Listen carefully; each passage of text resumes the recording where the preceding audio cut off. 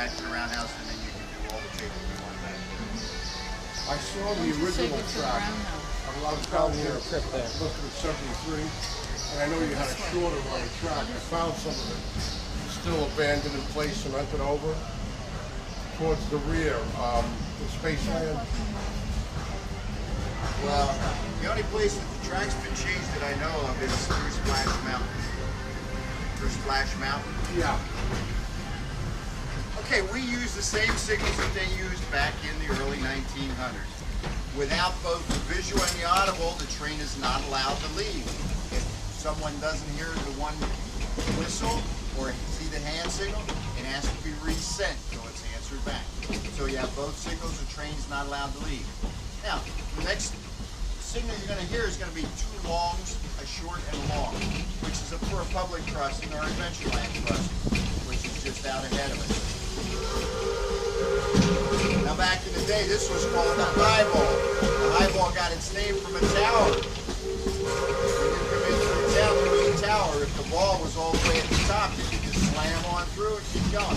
Part way down, you had to slow down. If it was at the bottom, you had to stop. The problem back in those days was we didn't have the radios or all the equipment, so it was kind of a timing thing. If the train went through, after about 15-20 minutes, they would raise the ball up. If he broke down a half mile up around the corner and you didn't know it, you could be in trouble. So when the ball was up, it was a high wall. Now this crossing here is used only for parade vehicles. No other vehicles are allowed to cross this. Anytime we use our crossing to take vehicles across, there has to be someone there controlling the crossing. So even though the rules are they have to blow the whistle at all the crossings, it's really not active unless there's someone there controlling the crossing. It's a safety thing with Disney. Everything is done double, triple, so on and so forth. This is the entrance to Pirates. Everybody been on the Pirates? You know, where you win and you go down, that's where the train goes right over. That's the entry building. You win, you go down, get your boat, you come this building back here. Pirates is in two buildings. Our next crossing is Adventureland crossing. If we go to the left with the gates open, there's a big long building about 2 football fields long. You can only see a small portion of it. Where a parade goes down the bottom of the hill. Parade floats are kept and repairs are done on them. And they're brought around and brought up there. It's a Victorian style like the one out front, only smaller. They decided to build Splash Mountain, it was in the way. So they tore it down, rerouted the track, built Splash Mountain, and then built this western theme station that we have here. This guy is animatronic, see how good he weighs? Now next we're going to come up to our swing bridge. The swing bridge that we have is actually part of Florida's railroad history. It was owned by Henry Flagler, but in a Category 5 hurricane in 1935, the track got destroyed. This was over near Vero Beach, over the Sebastian River, never used again. We bought it, narrowed it to one gate, one line, and we brought it here. It still works. We jack it up and move it sideways to bring the boat through. When I first took this job, I emailed the president of the Florida Historical Railroad Society to see if he had any information on the swing bridge. He emailed me back and said, Disney has a swing bridge? Didn't even know about it. He then found some chat rooms and found a picture of it and added it to the Historical Society. Wow. Now that's jacked up, rotated. Our riverboat has no steering on it. It runs on a rail. So we have to bring it up, push it through, that turns sideways, push it through to get it up to its maintenance shed. When they push it through, it's got about 1.5 inches clearance on each side. Now this is our back lot area. We have a herd of deer, about 5 deer that roam around back here. I don't know how they got in past the fence. A lot of times you'll see them stand over there talking to those three or wondering why they won't talk back. And sometimes when they stand next to the track, they stand so still, people think they're mannequins like those No, back I there. saw one yesterday. And I have to tell people, hey, that's real if you want to take a picture of it.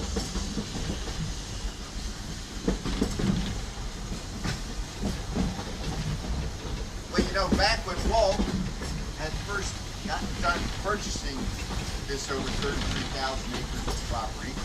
He flew in with his pilot on the airplane. Everybody's seen his airplane at Hollywood Studios. The backlot for it's over there. They were out front, walking around. The pilot was telling a story about how Walt was explaining to him what was going to happen. Back then, we had no Seven Seas Lagoon out there. It was orange orchards, swamp, snakes, a few other oddball things. Well, Walt was telling the pilot said, man, it was incredible the way it was explained. It was almost like a movie. He was telling me how they're going to have the train station here up on a hill. Behind that, there'll be a city hall and a town square and a long street with stores and Cinderella's castle and pathways all. He said, it was just amazing. Kind of the amazing thing was, back then, there were no blueprints out in California. There were not even any drawings. Everything was up here in Walt's mind. Walt felt he made a lot of mistakes when he built Disneyland, and he knew what he wanted. One of his biggest mistakes he felt he made was having it so that cast members had to walk through other lands and they were in the wrong costume. They had to get to their job, they had to walk through. So here, they built what we call a utilidor, a tunnel system. Everybody heard about our utilidor? Well, here in Florida, if you dig a tunnel, you have a tunnel above because it fills up with water. That's how high the water table is. So instead of digging down, they actually built the utilidor on top of the ground. Then they dredged that lake out there, brought all that dirt up, put it around our utilidor, and built from there up. So when you're standing on Main Street, you're actually on the second floor. All the tunnel system like a big O with a main line right down the middle is downstairs. There's also this is not a commercial. Another tour, but there's a tour where you can go down there. Here we're coming into our Fantasyland Station. That's our spur line where we're going to back off and go over to the roundhouse. It's one of our fine maintenance men, always on vigil here. Keeps our trains running day and night. About probably 8 months ago, we had a switch malfunction because they're getting old, 40 years old, and they went to back up and they misaligned, and we had the back trucks came off the track, nothing big, just a slight derailment. And now, till the new switches get approved, they're finally in and done, but they got to go through all kinds of testing and stuff. Every time we back up, he's got to come out and throw the switch and actually bowl it, so there's no possibility to remove until the new switches get installed. Well, remember when we left Main Street, we had the highball signal, the two buzzes back there. Now we're going to back up as soon as we get him done, he gets done and we get the clearance. When we back up, it's 3 buzzes from him, 3 toots, answering back from the engineer, and then the reverse sign. They both give them. Here again, without those, the train's not allowed to move. Now you'll see he reaches down, there's a little switch there.